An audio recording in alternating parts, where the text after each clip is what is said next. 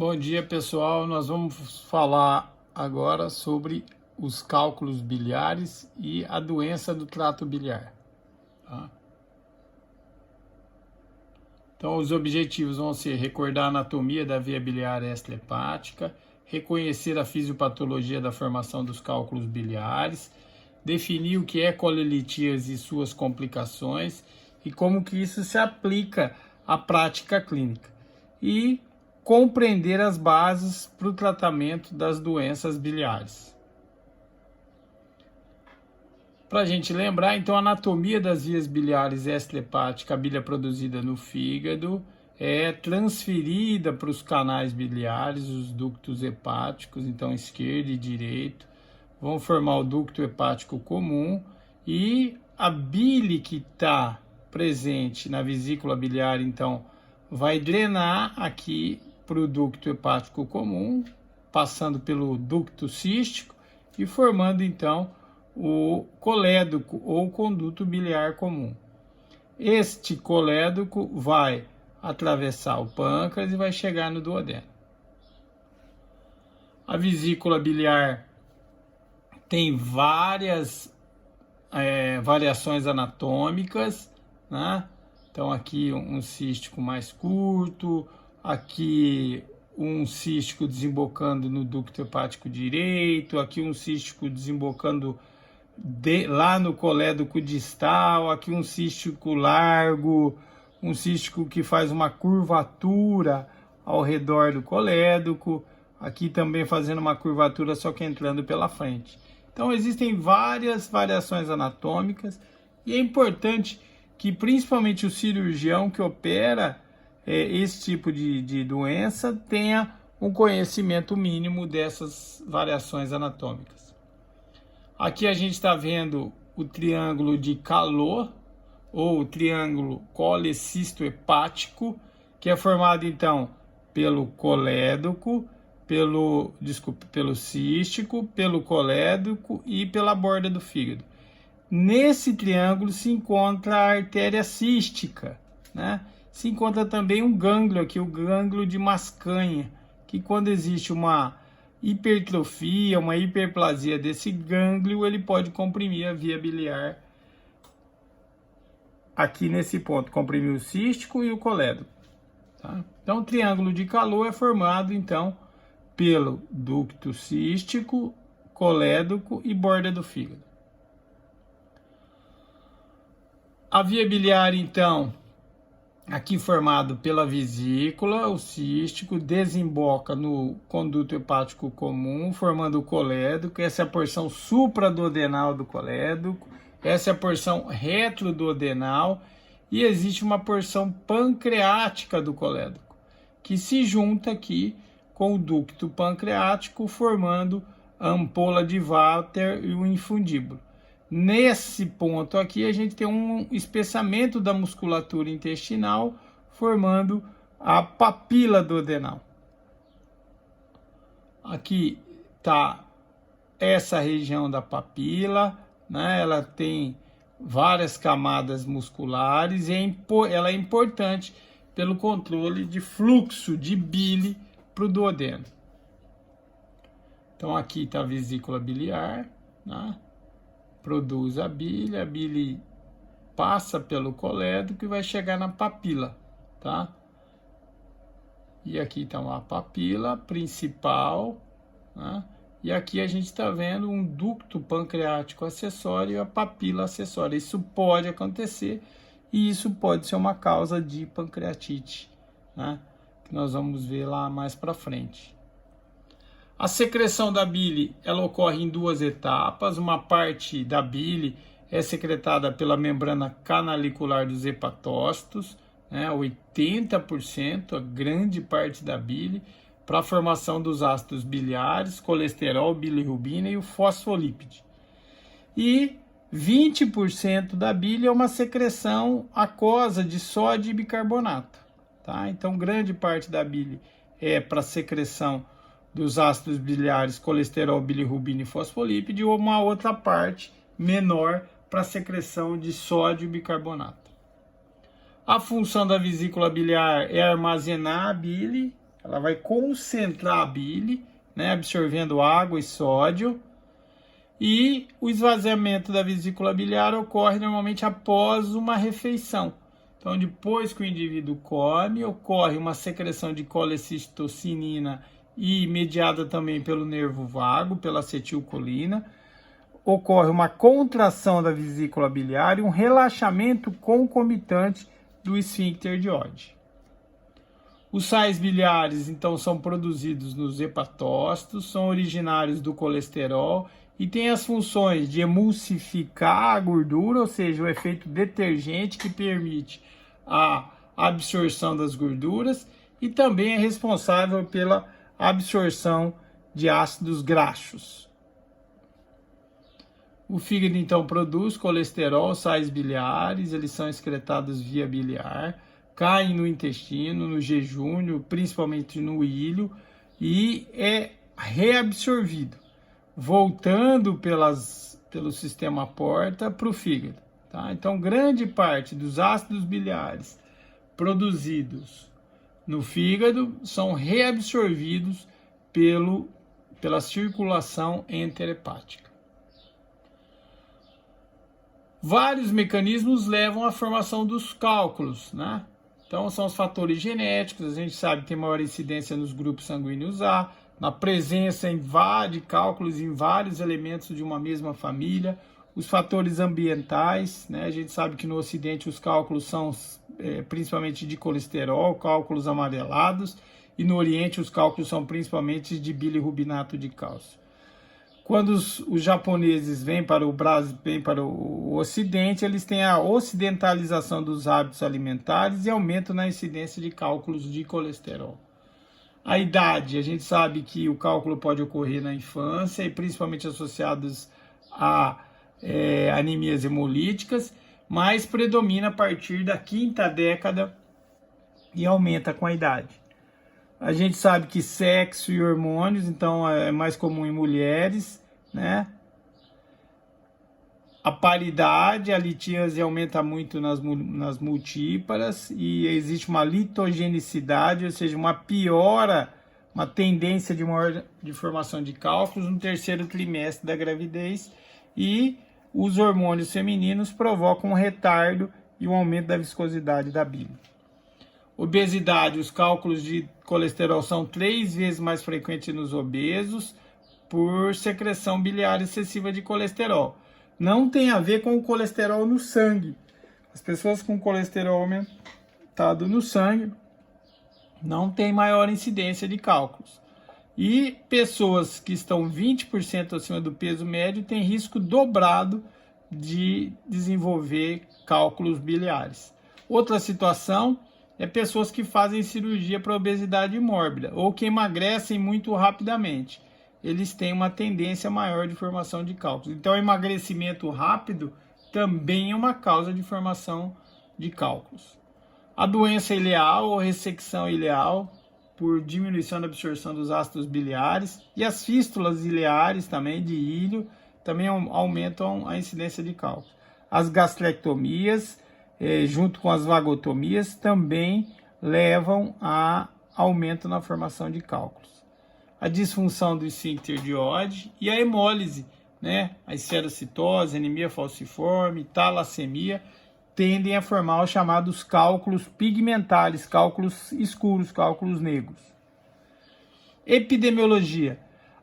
A incidência da colelitíase na população ocidental é muito alta, chega a ser 10, 15%. E quanto aumenta a idade, né, nas pessoas acima de 60, 70 anos, a gente tem uma incidência de 20 até 40%.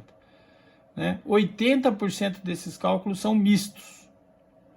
Os cálculos de colesterol tendem a ter esse aspecto, eles são arredondados, facetados, né? E as complicações da colelitíase. As complicações mais comuns, a colicistite aguda, a coledocolitíase, a colangite e a pancreatite. E a menos comuns, o ilho biliar, fístula bilioentérica, a síndrome de Mirise, que é um tipo específico de colecistite, né? A vesícula em porcelana e a vesícula hidrópica. Então aqui nessa imagem a gente vê uma imagem de ultrassom, com uma vesícula de parede espessada, com edema e a presença de um cálculo no infundíbulo. A colecistite aguda litiásica, então, é a principal complicação da colelitíase. Ela, então, provoca uma inflamação na vesícula biliar por obstrução do ducto infundíbulo cístico, levando, então, a distensão e dor. Então, lembrar que a colelitíase, na maioria das vezes, ela é assintomática. A maioria das pessoas com colelitíase, então, não tem sintomas relacionados à pedra na vesícula, tá? E a colelitíase, ela pode se tornar sintomática, ou seja, o paciente começa a referir dor, normalmente uma dor desencadeada pela ingestão de gordurosos, então, de ovo, de queijo, né, de frituras, né? A dor normalmente é no hipocôndrio direito ou no epigástrio, é de forte intensidade, é uma dor intensa. Normalmente o paciente precisa de analgésicos para controlar a dor. Ela está associada aos vômitos, náuseas e vômitos, e quando o paciente vomita, ele normalmente melhora a dor. Se a dor persiste por mais de 6 horas, né, podendo ser ou não acompanhada de febre, a gente chama isso de colecistite, né? Então, na fisiopatologia, você tem uma obstrução do infundíbulo cístico por um cálculo, levando a uma distensão da vesícula biliar, né? Essa distensão leva a uma isquemia da parede biliar.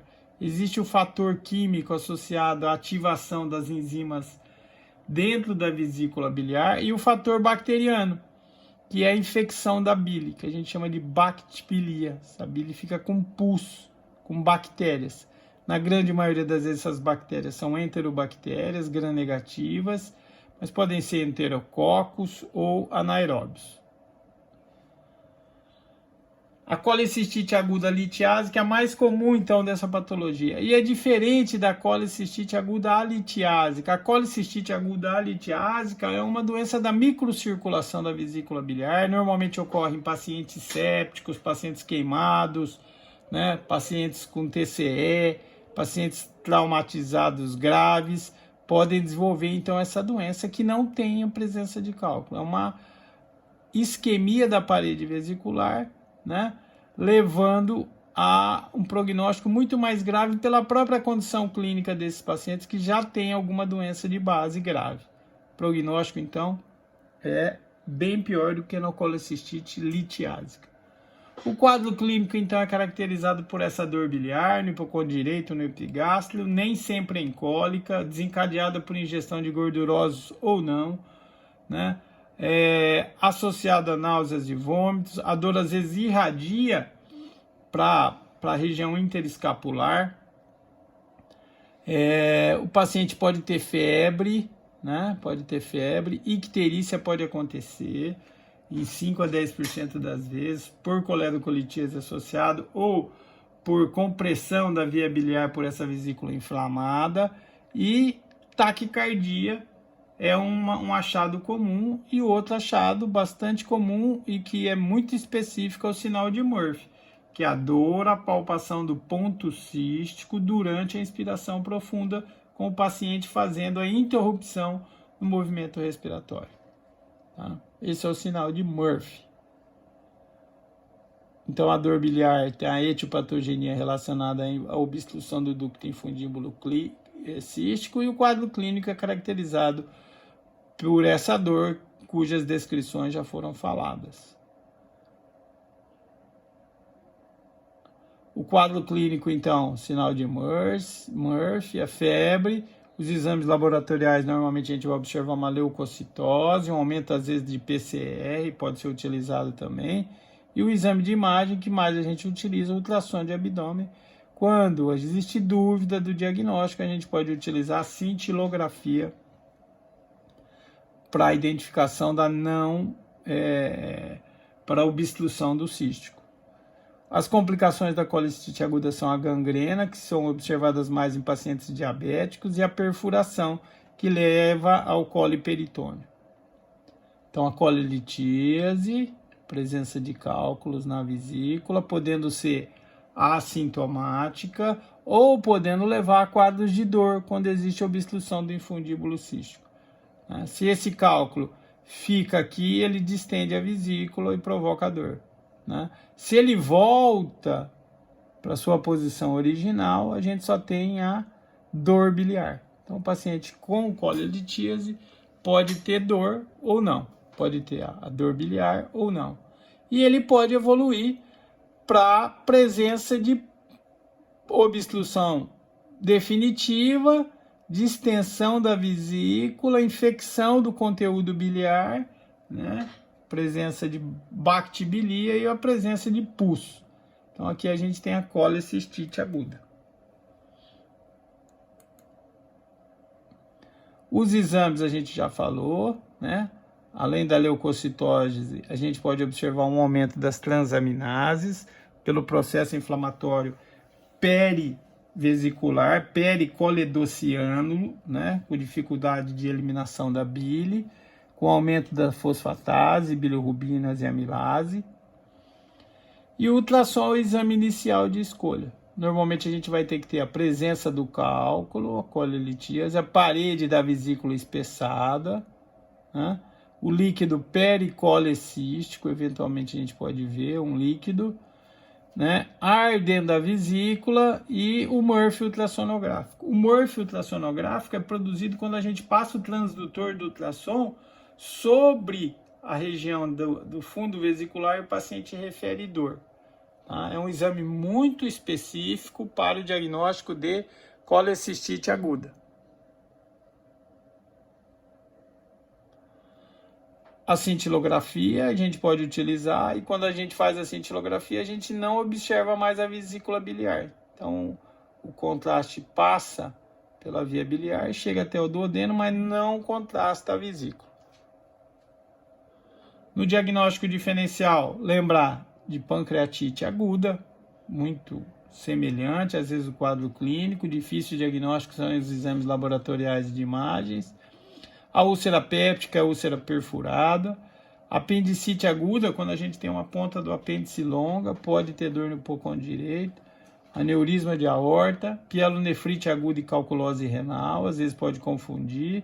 Hepatite, o fígado congestivo dos pacientes portadores de insuficiência cardíaca.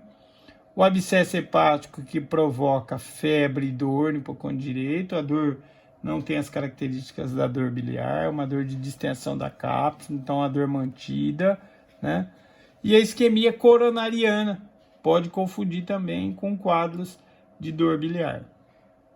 O tratamento clínico inicial é com jejum oral, hidratação, antibiótico terapia para cobertura de bactérias gram-negativos, anti-inflamatórios, pode reduzir o tempo de doença, o tempo de dor, e analgésicos. Então, dieta zero, hidratação, antibiótico, anti-inflamatório e analgésico. Os antibióticos mais usados aqui são as cefalosporinas de terceira geração. E também possibilidade de usar as quinolonas. O tratamento da colecistite pode ser clínico inicialmente, mas normalmente o paciente passa a ter indicação cirúrgica, realizando a colecistectomia. E aí essa colecistectomia pode ser precoce, na mesma internação, ou tardia, depois de alguns dias. A tendência hoje é fazer a colecistectomia precoce, na mesma internação. E as vias de abordagem pode ser por laparotomia ou por via laparoscópica, por via videolaparoscópica. Outro procedimento que pode ser realizado para tratamento desses pacientes nos quadros agudos é a colecistostomia, que estaria indicada somente para pacientes que não têm condições de realizar a colecistectomia convencional. Então seriam para pacientes muito graves, muito idosos, onde é feito só uma drenagem do fundo da vesícula biliar. A colecistectomia é o procedimento tradicional, é um dos procedimentos mais realizados hoje no Sistema Único de Saúde, no SUS. Ela pode ser por via laparotômica, por laparotomia ou por via laparoscópica. A colecistectomia por via laparoscópica é considerado hoje o procedimento padrão, né? E ela é muito parecida com a colecistectomia por via laparotômica. As vantagens estão relacionadas a menos dor, mais rápida recuperação pós-operatória e seu índice de complicações ao longo dos últimos anos vem sendo bastante diminuído. A colecistite aguda pode ter complicações, como a colecistite enfisematosa, que a gente observa muito mais em pacientes diabéticos, onde existe uma necrose e perfuração da vesícula biliar. A fístula bilioentérica, que ocorre após um episódio de colecistite. Então, existe cálculos na via biliar, normalmente grandes, comprimem e isquemiam a vesícula. Existe um bloqueio da alça intestinal e, ao longo de alguns dias, ocorre uma formação de uma fístula bílio da vesícula biliar para o duodeno, levando a que esses cálculos que estavam dentro da vesícula migrem para o intestino, né, podendo provocar o que a gente chama de íleo biliar, uma obstrução intestinal provocada por um cálculo. Aqui nessa tomografia a gente está vendo uma colecistite enfisematosa, ar na parede vesicular e ar dentro da vesícula biliar. Isso é uma complicação que a gente observa em pacientes diabéticos, com alterações da microvasculatura da parede da vesícula, levando a necrose e perfuração. Aqui o íleo biliar, então esse cálculo migra para o intestino e provoca uma obstrução, necessitando de operação, de cirurgia para tratamento. Aqui o cálculo dentro da luz intestinal, numa visão endoscópica. A coledocolitíase, que é a presença de cálculos na via biliar principal, provoca um quadro de dor e normalmente de icterícia intermitente, né? Esses pacientes podem evoluir com uma colangite, que é quando o cálculo obstrui a via biliar principal, levando à infecção dessa bile, chamada colangite supurativa ascendente, né? Esses pacientes normalmente têm febre com calafrios, icterícia e dor no hipocôndrio direito. A gente chama essa tríade de Charcot. E pode evoluir também com uma pancreatite, né? Quando esse cálculo migra pela via biliar, atravessa a porção final do colédoco, atravessando a papila e o infundíbulo, aumento da pressão no momento da passagem e aumento da pressão nos canalículos biliares, levando à ativação das enzimas pancreáticas. Uma pancreatite aguda biliar. Então, a coledocolitíase, que provoca icterícia intermitente e dor, pode levar a um quadro de colangite, que é a infecção da via biliar ascendente, ou um quadro de pancreatite aguda biliar. Aqui a gente está vendo uma colangioendoscópica retrógrada, cateterização da papila, que a gente vê vários cálculos na via biliar principal, que a gente vê uma via biliar de calibre aumentado, você vê o duodeno aqui, ó, o duodenoscópio, que mede 1,5 centímetros, a via biliar está medindo cerca de 3 centímetros, então uma dilatação considerável da via biliar. Que é a mesma coisa, a gente em vermelho aqui vendo os cálculos, tá? Nesse caso, o ideal seria fazer uma papilotomia, abrir a papila e retirada dos cálculos. O procedimento que a gente utiliza é a CPRE, a colangio-pancreato retrógrada endoscópica, tá? Então a gente pode conseguir cateterizar a papila, abrir essa papila e dilatar essa papila, permitindo a passagem dos cálculos. Para finalizar, então, um caso, um paciente masculino, 68 anos, pardo, carpinteiro, natural de Alagoinhas, Bahia, procedente de Meridiano. Ele tem uma dor hipocôndrio direito há 2 anos. Esse paciente refere dor hipocondilítica 2 anos, de caráter estirante, recorrente, irradiada para todo o abdômen, dorso e tórax. Ele nota que essa dor aparece após a ingestão de massas e gorduras e acompanhada de náusea e vômito. Ele refere melhora desta dor com o uso de Buscopan e nega fatores de piora. Nega febre, icterícia, colúria e acolia fecal. Tem 1-2 evacuações de consistência normal. Está em tratamento de hanseníase há 7 meses, usando Dapsona. Tem no interrogatório complementar uma cefaleia frontal, claudicações intermitentes, né? E ele é etilista de finais de semana, mas nos últimos meses parou de beber.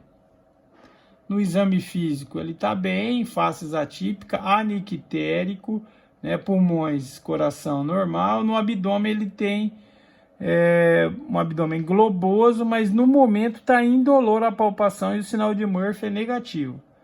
Tem uma extremidade bem perfundida e sem lesões. Então, um paciente de 68 anos, com uma história de dor há 2 anos, né? A dor é do tipo estirante, foi assim que o paciente referiu, piora com a ingestão de gordurosos e localizada no hipocôndrio direito, irradiada para todo o abdômen, né? De antecedentes, ele tem nada assim muito importante, e no exame físico ele não tem no momento dor à palpação do hipocôndrio direito, nem o sinal de Murphy positivo. Então faz a gente pensar principalmente numa colelitíase, em pedra na vesícula, ou que alguns também costumam chamar de colecistite crônica calculosa, CCC, né? O termo é colelitíase sintomática, ele tem dor. Foi solicitado o ultrassom de abdômen, que identificou uma vesícula distendida e a presença de uma imagem hiperecogênica de mais ou menos 1 centímetro, tá? Fazendo sombra acústica posterior. Então, não tem sinais de colecistite no ultrassom também. Parede espessada, líquido pericolecístico, distensão da parede, isso não aparece. Então, confirma a suspeita clínica de uma colelitíase. Foram solicitados outros exames para ele. Então, fez um hemograma, ele tem uma discreta leucocitose, né? Hematócrito, plaqueta, coagulação normal, ureia, creatinina, TGO e TGP discretamente aumentadas, essa enzimas normal até 40, então estão discretamente, mais um aumento importante da GGT, gama-glutamiltransferase, e a fosfatase alcalina, que são enzimas canaliculares. A fosfatase está 551 e a GGT está 1317. Então, existe um aumento das enzimas canaliculares. As bilirrubinas estão praticamente normais, 1,5, as custas de 1,4 de direta. Essas alterações enzimáticas que a gente vem observando com predomínio das enzimas canaliculares sugere uma dificuldade na eliminação da bile, principalmente. Em pacientes com colelitíase, a gente é obrigatório a pensar numa coledocolitíase associada. Mas não tinha que ter dilatação da via biliar? Às vezes não tem, às vezes o cálculo é pequeno, mas está nadando dentro do colédoco, ele vai e volta. E isso, então, pode levar a uma alteração das enzimas. Então, aqui a gente é obrigatório a pensar em colelitíase sintomática com coledocolitíase, mesmo sem dilatação. Então, que exames complementares você solicitaria? Como existe essa possibilidade de uma coledocolitíase associada, a melhor opção hoje é a gente ter esse diagnóstico antes da cirurgia, que está indicada para esse paciente para tratar a colelitíase. Então, uma colangiorressonância ou uma colangioendoscópica retrógrada. De que forma eles direcionariam sua conduta? Se ele tiver uma coledocolitíase associada, tem que ser tratado antes da colecistectomia de preferência. Qual o diagnóstico para esse paciente? Uma colelitíase sintomática e uma provável ou uma possível coledocolitíase associada. Qual a conduta mais adequada para este caso?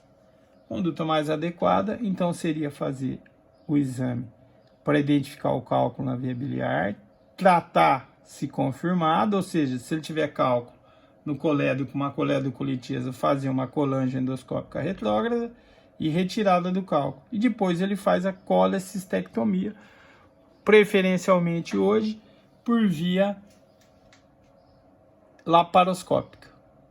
Ok? Então vamos lá. Então, concluindo, então, a gente tem que reconhecer a anatomia da via biliar extra-hepática, saber o que é o ducto cístico, saber o que é o ducto hepático comum, colédoco, entender as porções do colédoco, principalmente o colédoco intrapancreático e intraduodenal, onde existem a região do infundíbulo e da papila duodenal. Entender que o cálculo, quando migra, né, pode levar a colangite, né, e pode levar a obstrução, mesmo que parcial, do infundíbulo e da papila duodenal, levando a pancreatite. Tá? Entender os mecanismos fisiopatológicos envolvidos na formação dos cálculos biliares. Então, são múltiplos mecanismos, né, associados. Então, obesidade, a multiparidade, é mais comum em mulheres, mais comum associado ao uso de estrogênio. Então, vários mecanismos envolvidos na formação dos cálculos biliares.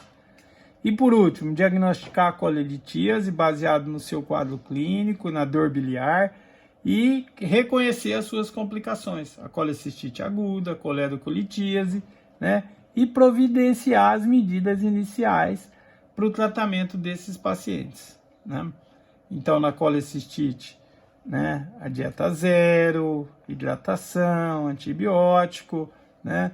Nos casos de colangite, antibiótico, a drenagem da via biliar. E na pancreatite a gente vai discutir depois, numa aula específica, o tratamento inicial. Então é isso aí, pessoal. Espero que tenha sido claro. Um abraço.